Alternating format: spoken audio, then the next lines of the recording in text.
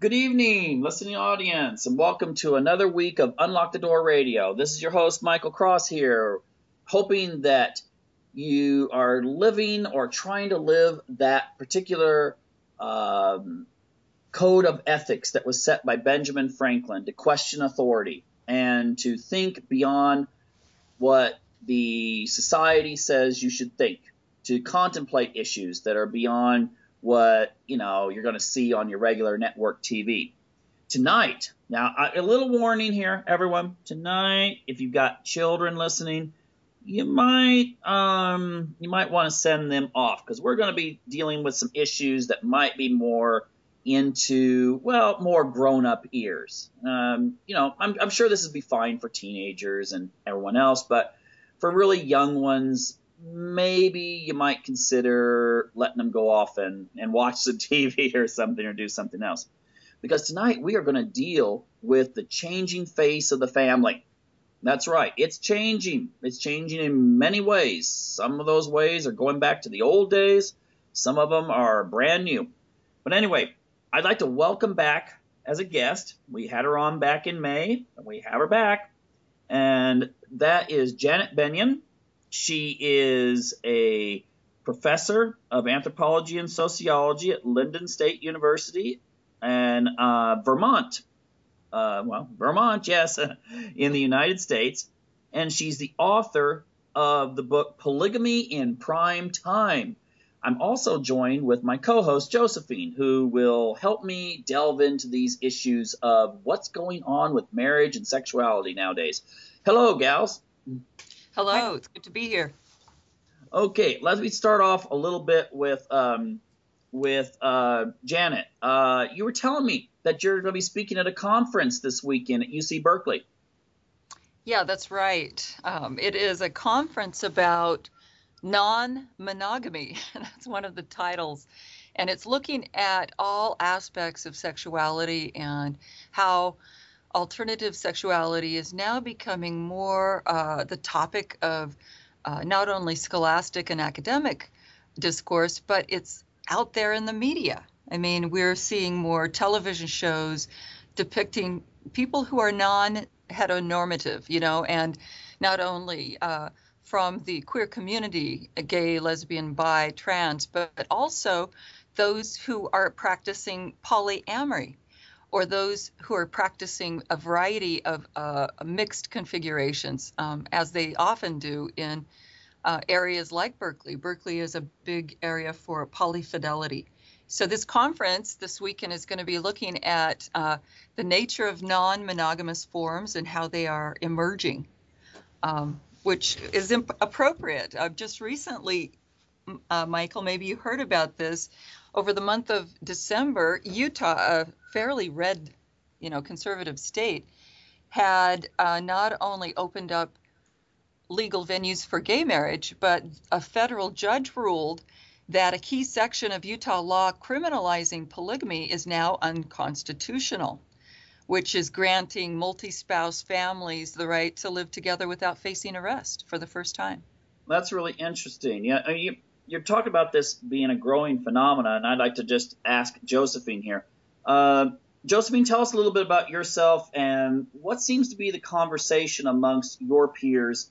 Now, you live in Sweden. Yeah, I do. But I think Janet can say this is not just limited to the Nordic countries. Tell us a little bit about yourself, Josephine. Yeah, well, where do I start? My name is Josephine. I'm in my 20s, and I live in Sweden, and I currently work in the music industry.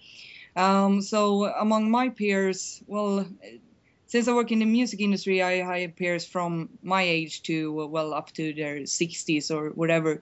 So, but my peers, as in my own age group, around the 20s, are, monogamy is outdated, so to say. So there are very few that I know that live in monogamous relationships, as in one man and one woman sharing no other than themselves. So that's sort of my point of view. Okay.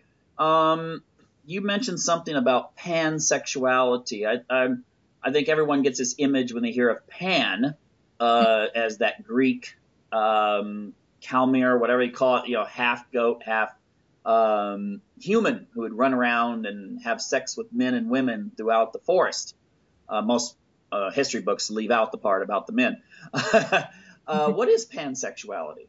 Well, to me, it's sort of there is no sex. There is no man and women, and a man should only love a woman should only love a man. We are all persons, human beings, and we fall in love in another human being, and that doesn't really it's not dependable on the sex of that other human being. We just fall in love with a person, not a sex.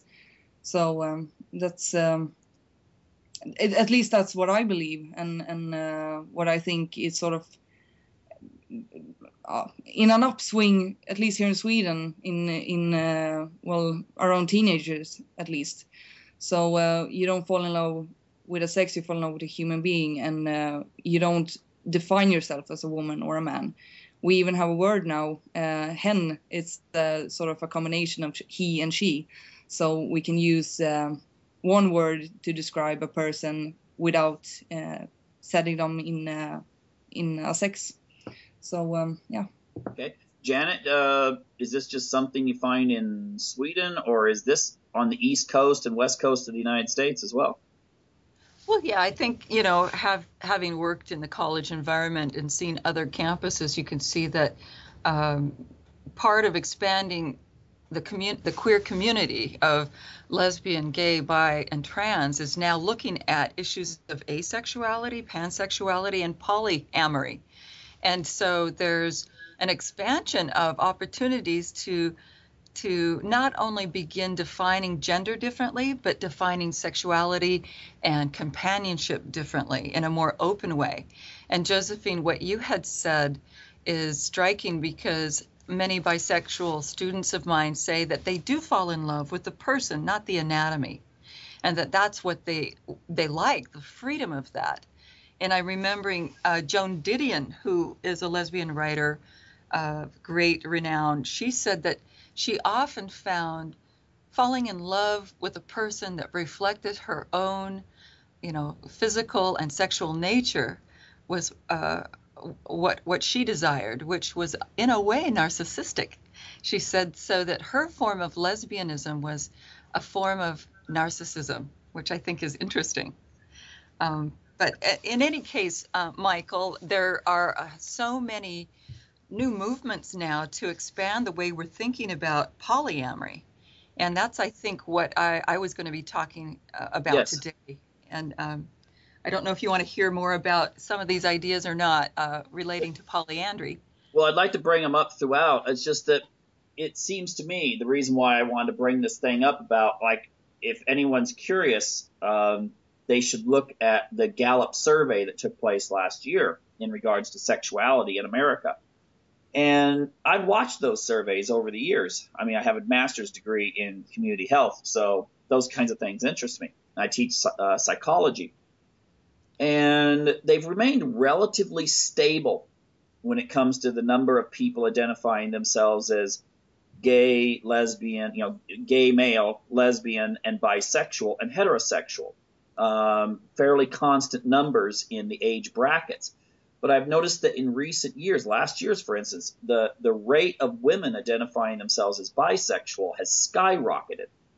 And I think this is a trend that kind of started a little bit in the late 90s and has really mushroomed. And my point of bringing it up is the idea that if people's sexuality is becoming more fluid, then the traditional family as we know it, the nuclear family, mom, dad, 2 kids, is going to go into a very radical transformation by the year 2030. Exactly. Just in the last 2 U.S. census alone, you've seen an amazing reduction in those who identify simply as a traditional family. So that you're seeing the alternatives zoom ahead, and the way that they're expanding is of great interest to me. I mentioned to you in our earlier discussion that one additional change is that age heterogamy is reducing. That is, the years of difference between men and women in the traditional marriages is now reducing. Women are seeking men who are their same age or younger. If you look at online dating like Match.com or any kind of internet courtship forum, you're going to find that women are now saying that they want men 5 to 10 years younger than they do, and that they're getting success because younger men are more attractive now to women their own age or older, because these women are educated and they may have resources attached to them. And typically, many of these somewhat older women are still going through a very remarkable sexual stage, and so to match the younger man's sexual stage. Well, so that is something that's trending well, as well. I noticed that there was a study done, I believe, by two female professors, one from Idaho and I think one from Utah State, or somewhere in Utah, that they studied the way that female sexuality was how it changes over the years, at least in current America, and that the older the woman gets, like if she's 20, she's got a lot of insecurities, but by the time she's 40, she's opened up to a lot of different possibilities that maybe in the past were not open to her. In fact, I think they concluded that essentially almost every woman could be identified as, same-sex attraction at some point in their life. Yeah, the possibilities of what they want and what they do not want become, very, very well versed. There's clarity to that. And there's also this issue that they don't want to have to waste time with a man who's not going to give them, their pathway to an orgasm. And so I think women are in their 30s and 40s are much sharper about what they want. And that's why, they are, women should be known to be more libidinous than they have in the past. Often you'd go into college or even a high school evolution class and you'd hear this notion that women are passive sexual entities, and that's just simply ridiculous. Women in their 30s and 40s are shopping. And I think to some extent, women in their 20s are getting a head start on this because they know what they want. And so they are searching, they're shopping sexually, and they're opening up the possibilities of what kind of lover they want to have, both, in terms of crossing that orientation boundary and also numbers of lovers. Mm-hmm. You said what I was thinking about when you talked earlier. That it sort of all depends on the feministic. From a feministic point of view, when women evolve I can see from today, when you compare to, the 60s or whatever.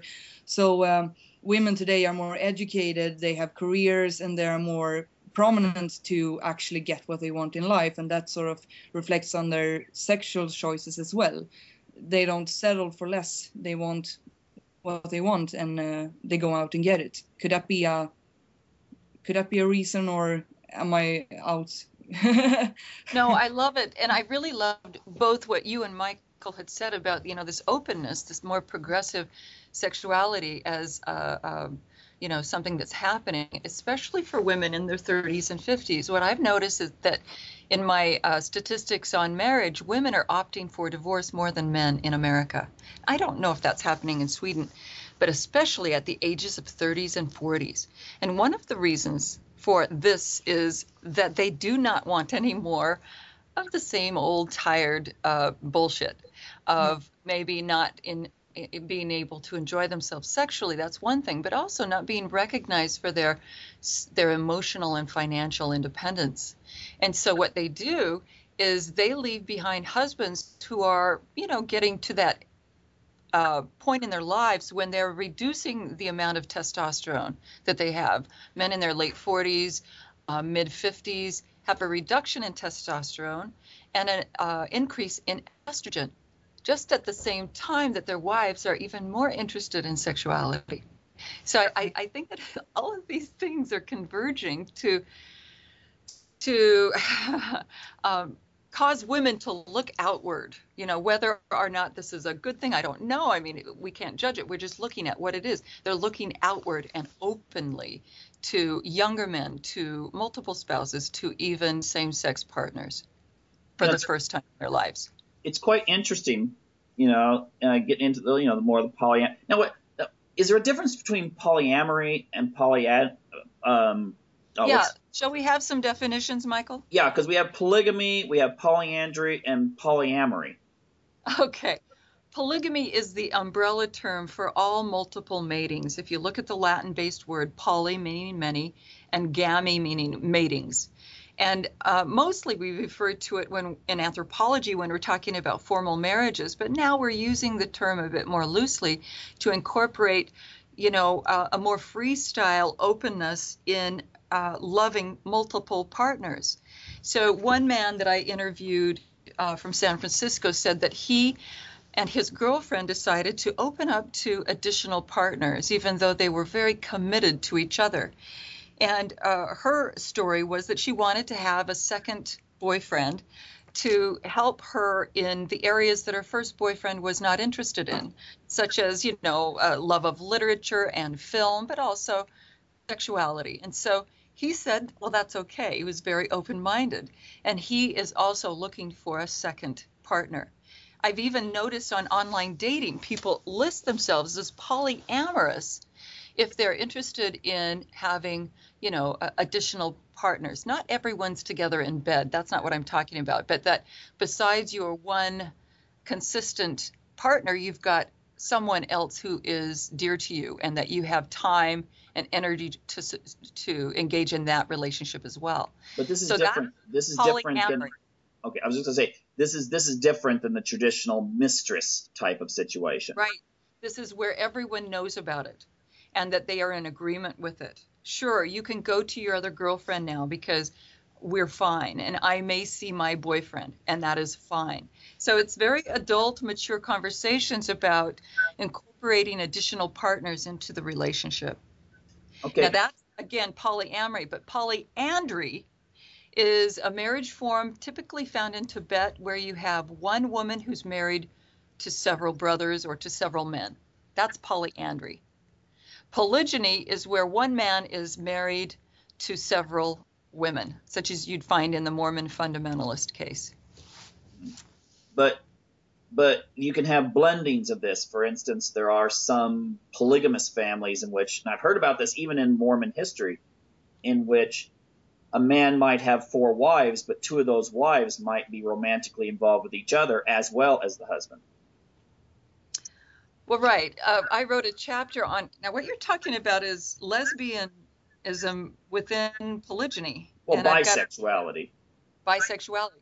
So what you've got is a woman lives with her co-wife, and in the absence of their husband, he may be off visiting another wife or having left them, to their own economic devices for months at a time. If they are fond of each other, they may engage in a sexual relationship as part of their sharing of all other things. They're even sleeping together for comfort and warmth. They're sharing economics. So this occasionally happens within the Mormon fundamentalist community that I observe. It's rare, but it happens. The other thing that happens is polyandry embedded in polygyny. And that's where Joseph Smith was the one that set the template for this. He condoned this use of giving women the chance to marry other men, even though they're already sealed to one man. So they may be sealed to a man who happens to have other wives in polygyny, but she's going to go out and be sealed spiritually to perhaps a counselor or even Joseph Smith himself, the prophet. And so that she's sealed to her husband, but she's also sealed to the prophet. And he did this with scores of women. I have so many stories. Let me just tell you one story and then I'll stop. Okay. He approached Sylvia Sessions, a woman who was already married to a man by the name of Mr. Lyon. And he told Sylvia that he'd had a dream and he wanted to marry her for time and all eternity, a celestial marriage. And so she did so in a secret ceremony.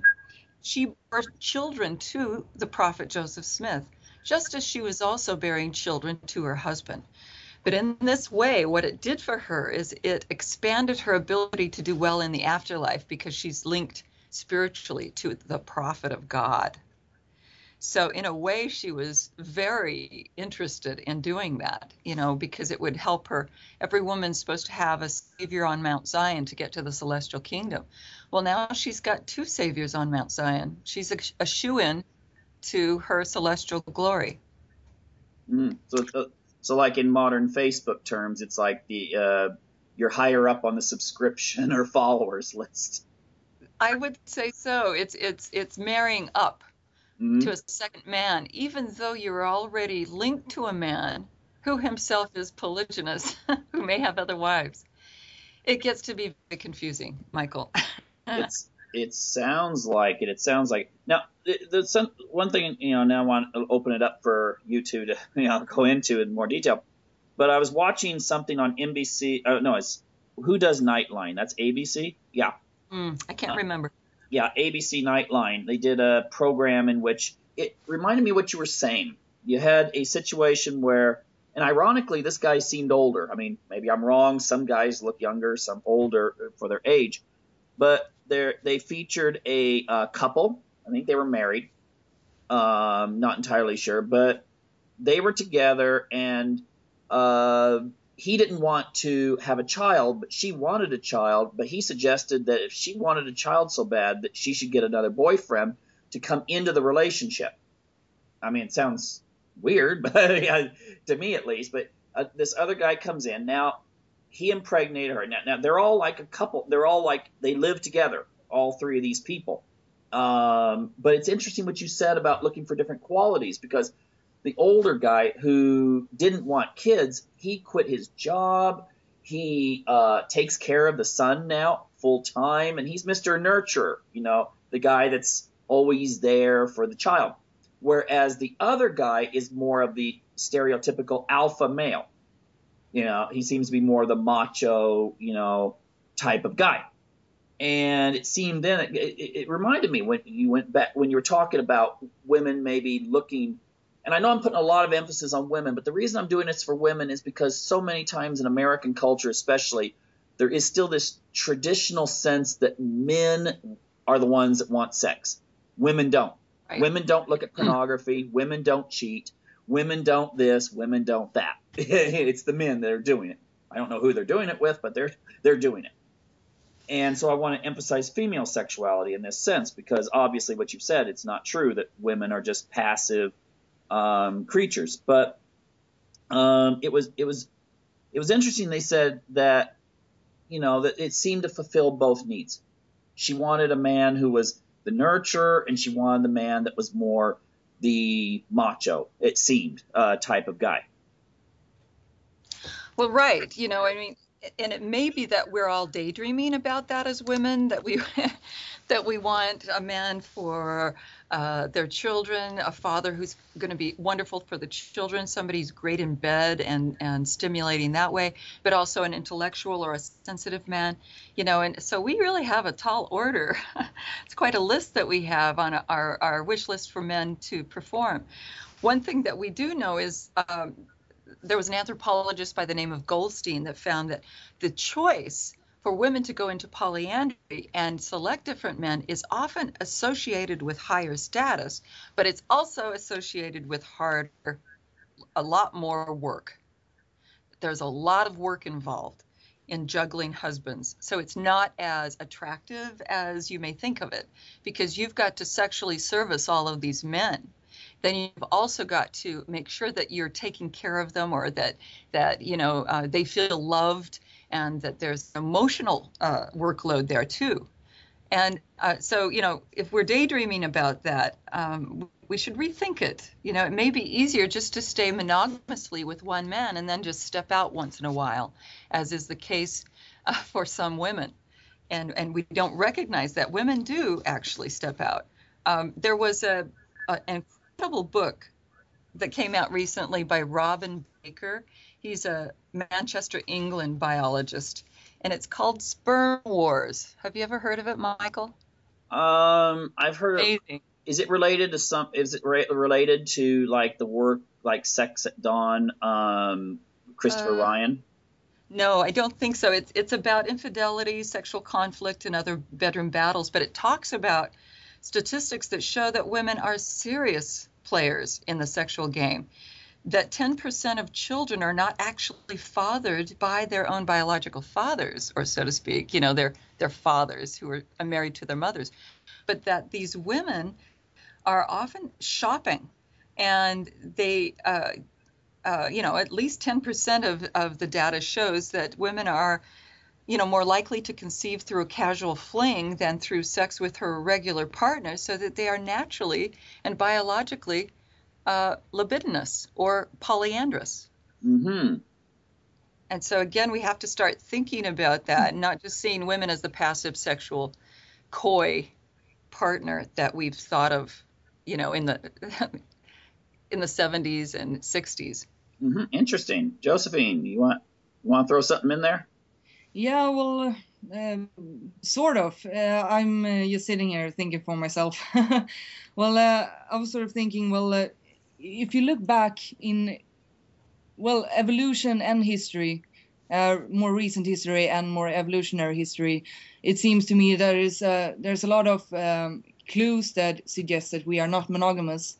There is a social structure all made up by society just to make it easier to keep track of heritage and etc., etc., etc.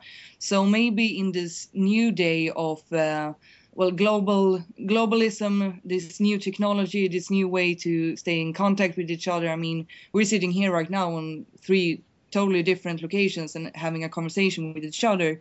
Then maybe we open up the world more literally as well, not just sexually, and we open up the world and we see the world and a lot of greater perspective. So we have the ability now to choose more,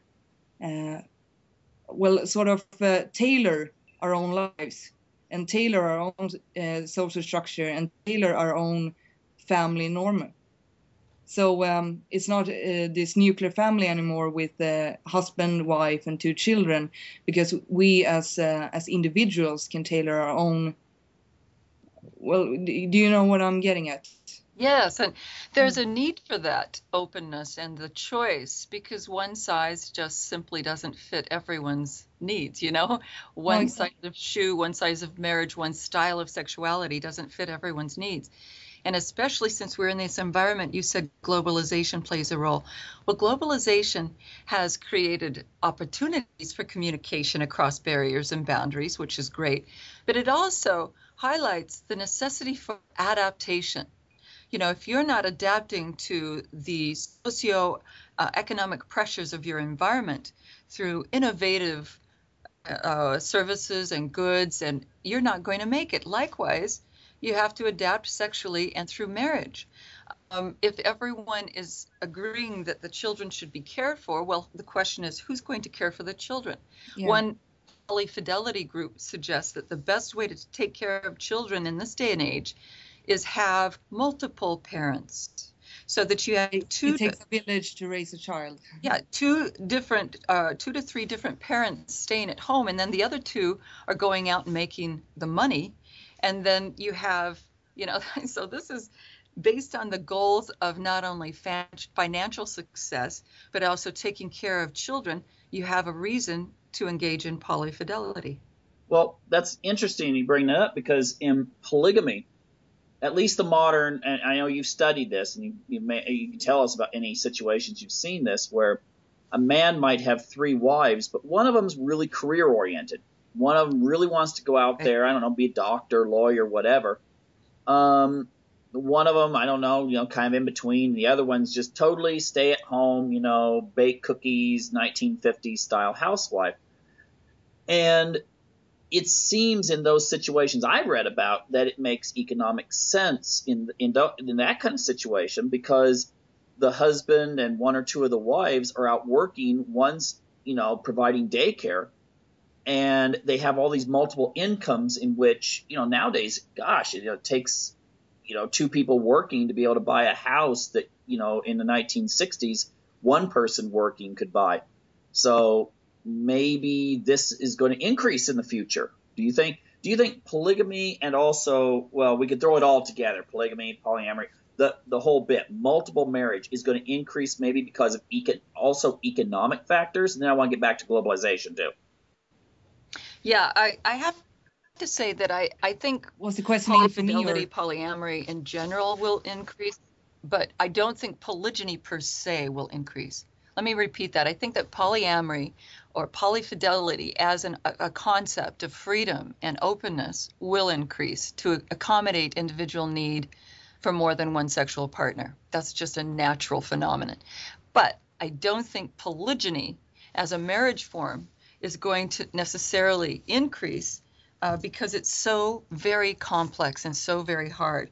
I haven't seen much increase in the last 20 years I've studied it, and only a rare number of Mormon fundamentalists are able to grapple with that complexity of one man with several wives. It's an economic and social and emotional complexity that are very difficult for people.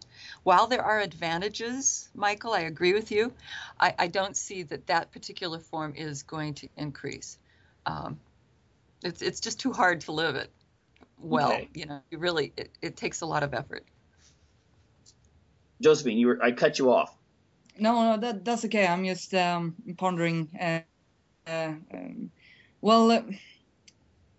I don't really know, but I was sort of hoping when I think about this from time to time, I was hoping that marriage to me is sort of a legal document, legal contract. How do you split up your home while you decide not to live with each other anymore? Who is going to take care of the children, etc., etc. And to me, it's sort of not natural maybe, but logical that you can incorporate many people in the same legal document. It's why it should just be two on the document stating, how you should go about, divorcing. So I don't think it could be, sure, more complex document, but it's not impossible. And maybe you could, maybe the development of things and the sort of, at least with my peers, there's sort of it's a duality. It's like half of them are going to polyandrous and not polygamy, of course, but having sex with multiple partners and not devoting yourself entirely to one person. And the other half is sort of like rebelling against their hippie parents, and they are actually getting married when they're in their 20s and getting children when they're 25 and live in this big house and having this 1950s dream. So it's sort of an evolution on both directions. So I don't know if maybe we can see a progress in the future where it's sort of 50-50 and we need as a society to work and function with all of us that live in a society to actually recognize these both kind of ways of living. I'm way ahead in the future. Just a thought. Yeah, I agree completely. What do you think about that? I love your ideas, Josephine, and I really like the way that this conversation is pointing us to the direction of decriminalizing various forms. There was a big trial in British Columbia that turned out rather poorly, I thought, because they didn't take into account some of the success stories of alternative marriage, and they banned polygamy. They didn't look at immigrant populations that need to bring their wives into the country. They didn't look at well-functioning polygamy, but they just decided, that I guess it was part of the cultural bias against it that they wanted to ban it. But if you decriminalize, as homosexuality has become decriminalized, all forms of sexuality and marriage, then you open up the possibility of allowing for greater protection under the law. You mentioned how you can take care of the various parties. Well, Adrian Rich, a lawyer, looked at this with polygamy, which includes polyandry or polygyny, and said that corporate structural law will pave the way for multidimensional marriage forms in the future. and that we do have a template to protect people within those alternative venues. And so there's no reason why they should be, continue to be criminalized. What criminalization does is it puts any associating abuses with these marriage forms further in the dark. If they're legalized, if they're at the very least decriminalized, then the abuses can come into the light. There can be protection, legal protection for the rights of all individuals, and that people will see that this is one of the many options available for people. So the stigma from the public will diminish as well. So that's what we do. Just because some people want to live in marriages with 3, 4, or 5 people in it doesn't mean that everyone should do it and that everyone want to. It's just if you could in the future maybe see where people understand when you talk about decriminalization, that people understand that I don't have to live the way any other person have to live. I have to live the way I want to live. And if I want to live in a monogamous relationship, well, I find someone who will live with me, etc., etc. It's sort of a more understanding society towards each other. At least that's my personal dream for gays and etc., etc., etc. But do you see that sort of evolvement? Maybe it could take place not soon, but in not too far of a distant future. I think it's happening now. I mean, who would have predicted the state of Utah to embrace gay marriage? Not in a million years, and it happened just this December. So I do see that we are there now, Josephine. I think that this is happening now, and more people are agreeing with the ACLU in our country protects the rights of civil liberties for people. And they were saying just on the radio not long after the Utah law came to pass that we in this country, in America, have a First Amendment which allows us to define the contours of our sexuality as we see fit, and we should be protected, as such. And it may involve religious beliefs, it may not, but I think that we should give protection to consenting adults to be able to express their sexuality in any way they see fit, as long as no one's harmed in the process. Yeah. And that is something that I think is now being embraced, that kind of acceptance and openness. Yeah, I have a question here. Speaking of openness, and you brought up the thing about the gay marriage and stuff like that. I know I touched on it earlier. I said I'd get back to it. Do you think that in one generation that sexual orientation as we see it today is going to become far more blurred? We're going to have, I know it's Facebook recently expanded where you can put down, what your orientation is. I mean, it's like dozens of different choices you can make now. Is it something that we're going to go into some sort of where it's not going to be as set in stone in 20 years? I don't know how they will handle demographic information, but I do see that happening, that we'll become more gender blind. I'm not exactly sure what the solution is. I know that inspiring and progressive places like Santa Cruz have begun to use different pronouns, like you were using, Josephine. Instead of, what was yours, hen? They tried per for his and her. But I think that what we're seeing is more of that gender blurring. Alfred Kinsey wrote years ago in the late 40s that gender should be on a huge continuum.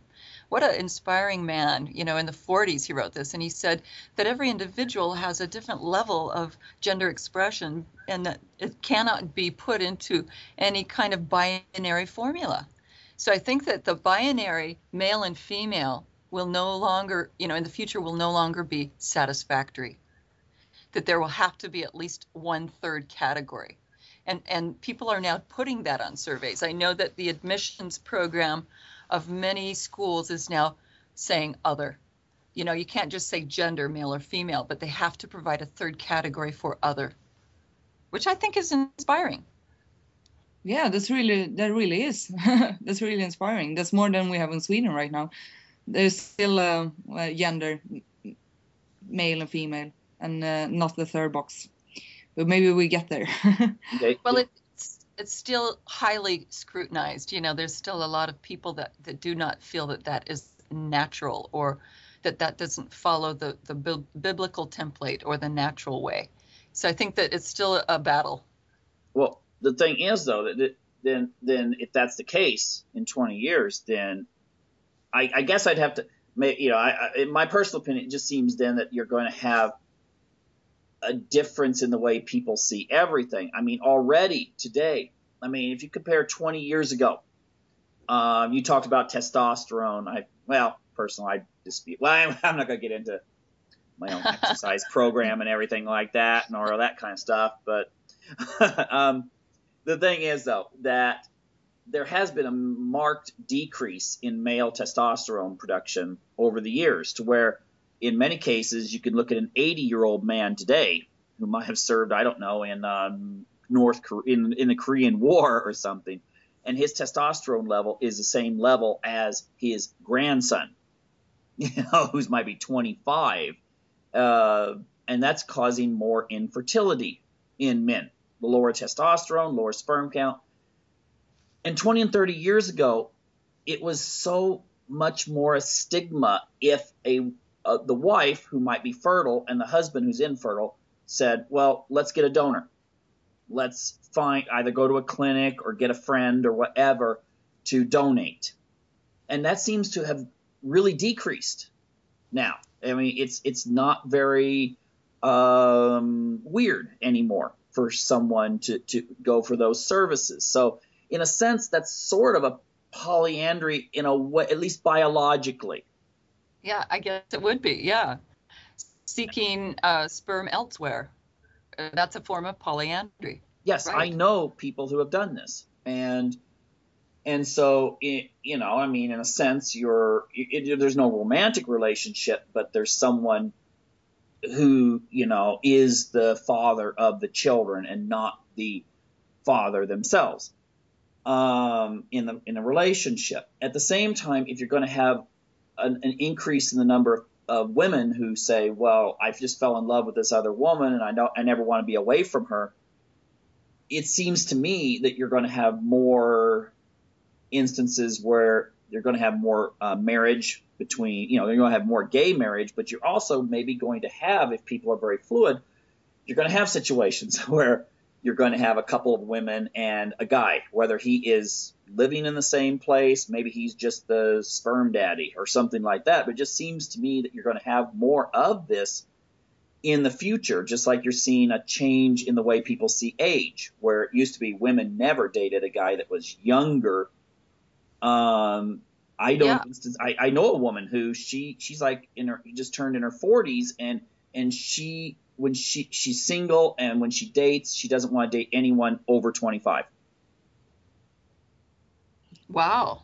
Yeah, I know this is true. I've seen it just in the online dating crowd that, yeah, women are seeking younger men for all those reasons that I was talking about, that maybe men their own age are going through this difficulty with testosterone.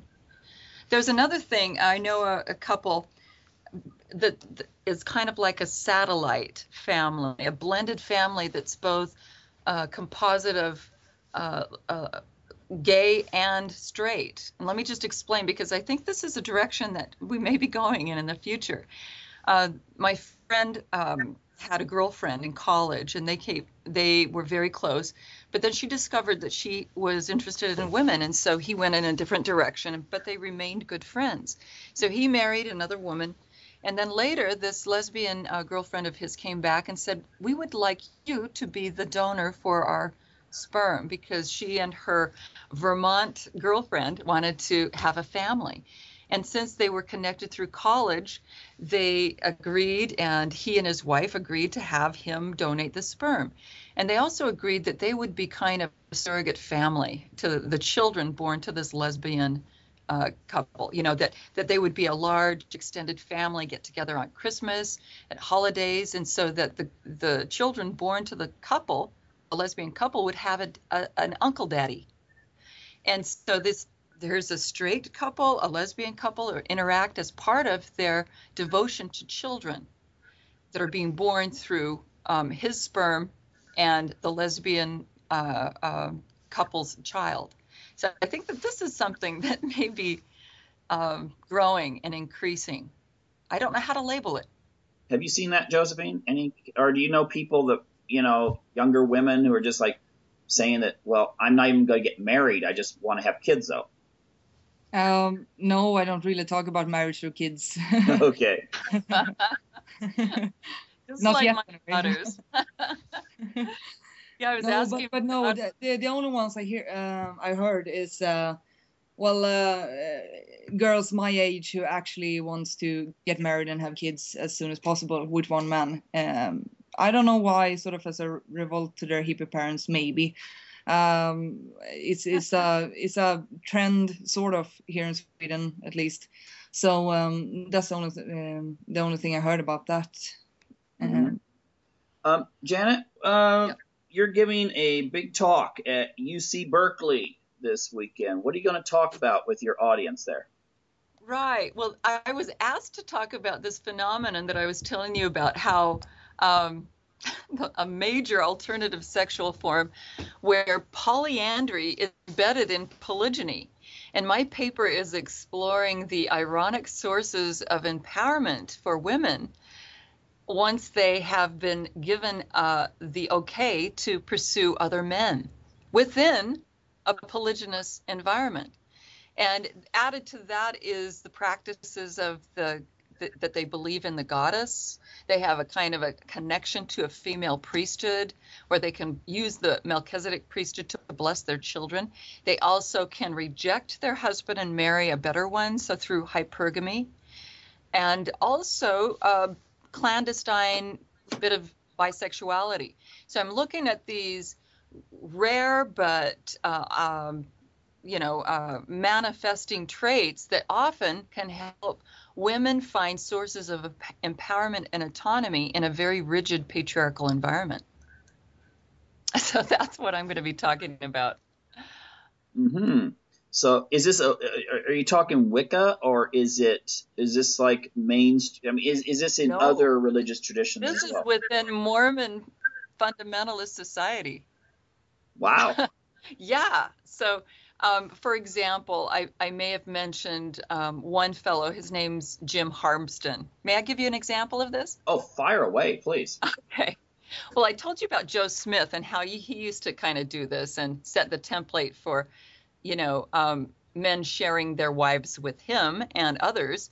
Well, Jim Harmston, who founded the True and Living Church of Jesus Christ of Latter-day Saints, one of the independent polygamist fundamentalist groups. Well, he decided to do the same thing that Joe Smith did. He got a bunch of his close buddies, his counselors, other men like him who were powerful, and he suggested that they talk to their wives and see if the wives would be willing to, mate with others of that same group, so that they could strengthen their relationship to each others, so that the men could share in kingdom building using their wives to create a bond. And the women were delighted. The women were fine with that because they had, an interest in maybe sleeping with someone other than their own husband. So these are women that came from, I got to interrupt. These are women that came from a really, like, if people could just imagine, these are women that come from like a religious tradition that would make the Amish look like, right. Very liberal. Conservative. But Jim's group was a little bit, I don't know whether it was progressive or what, because he also endorsed the use of Viagra among his followers, and so that they would be able to keep up with their younger wives. But anyway, so he did sanction the marriage of some of his own wives to become spiritual wives to his to other men who were high-ranking men. And this has happened in the Warren Jeffs group too. Even though he's in prison, he's given this permission to have some of the women leave their old husbands for a while and come and mate with and be linked to other men who are in the circle of higher status. So in that way, they are able to improve their religious ranking. The women are able to be linked to a savior on Mount Zion that has higher priesthoods than their old husband. And they're still married to this other guy, but they are actually becoming spiritual wives to other men. This reminds me of like stuff I've read about ancient Egypt, where often men who wanted to get higher rank or connections would, someone that was high up in the court, whether high priest or the pharaoh themselves, would, if they had a child by the pharaoh, their wife, then that would put them in a higher position. Yeah. I really think that this is something that has occurred in other areas. I remember the Egyptian example, but there's been others too, where we don't often account for the Roman wives whose husbands had relationships with young men, right? Mm-hmm. In the Roman baths. Well, what happened to the Roman wives? Certainly they were also engaging in some kind of activity. One condition of this is located in Lesotho, Africa, where women whose husbands have left for maybe several days on business or have some kind of project, they solicit a younger woman to live with them and become their lover during the absence of their husband who's away. And that way they can help each other. There's a little bit of training going on where the older woman teaches the younger woman how to experience orgasm. But all in the absence of the husband, because that wouldn't be as fun if he were around.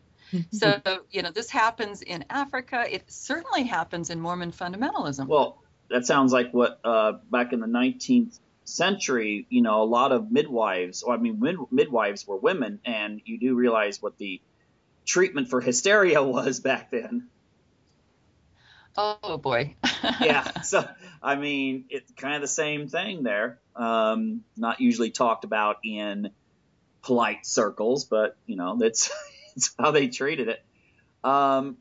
So give me your sense of where the laws are going. Well, okay.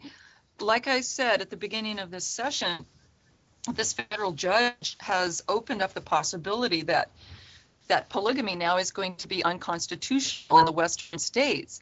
What the federal government does about that is another matter. They're going to have to, look back to the old 1879 law that banned bigamy. So that's the poly situation. As far as gay lesbian marriage, I think that we're going to see very soon, federal endorsement. We've already got the Fed saying that gay lesbian marriage is a constitutional right, but I think we're going to see more and more states opt for this. If Utah has done it, which is one of the reddest states you can find, then there will be others who follow suit, and soon we will see decriminalization, which is as it should be, to allow for consenting adults to engage in sexuality as they please, as they wish. Mm-hmm. Josephine, real quick here, just bounce this off you. What would you see as your utopian society?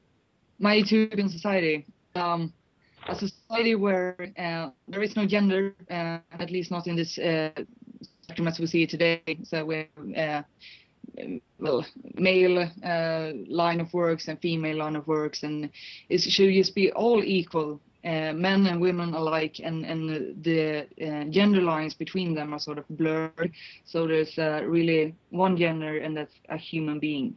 And then one human being falls in love with another human being, and that can be 1, 2, 3, 4, as many human beings as you want to, and you can create and sort of tailor your own relationship as you please. If you have one that you hold dear and multiple sex partners, or if you are in love with several, that's all up to you as you please and as you see fit for yourself. So it's up to everyone to sort of figure out what they are comfortable with.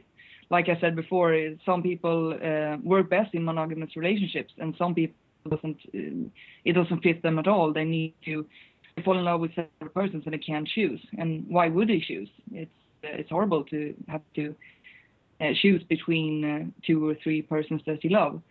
So, and of course, on top of this, it should all be, it should all be normal. It should be normal for people to live like this and accepted and tolerated for people to live like this. And hopefully there should be some legal documents to sort of match the new structures of the modern day family.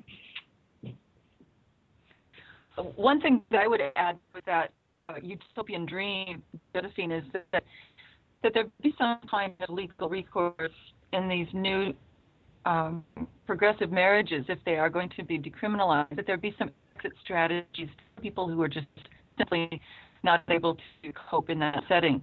I know that with one polyfidelity group, there was one woman who had a child in the family, but it was very difficult for her to gain rights to that child when she left the family. And so there needs to be protection, exit strategies, that there are in monogamous relationships, so that everyone will have the same legal recourse. Mm-hmm. Yeah, exactly. I totally agree. Okay. We got about 2 minutes left. Janet, if you know, you got the book there, Polygamy in Prime Time, and you also have another book that's come out or going to come out. Yeah, I gathered a group of lawyers and sociologists that I've met in various international conferences, and we're writing a collectively called The Polygamy Question. And this will be coming out as a joint venture with Utah State University Press and Colorado, who now form a unified press. And this will be coming out next year soon, maybe in the fall. And it really looks at the question of what do we do with polygamy in terms of legalization? You know, how should we respond to this and in order to protect individuals and children? So it's really got this idea of judging whether or not polygamy should be legalized, and if it is going to be legalized, what would it look like? So again, it's called The Polygamy Question. And your other book people can get now, which is Polygamy in Prime Time. It's been out for a year. Polygamy in Prime Time by University of Brandeis Press. And that deals with just the examination.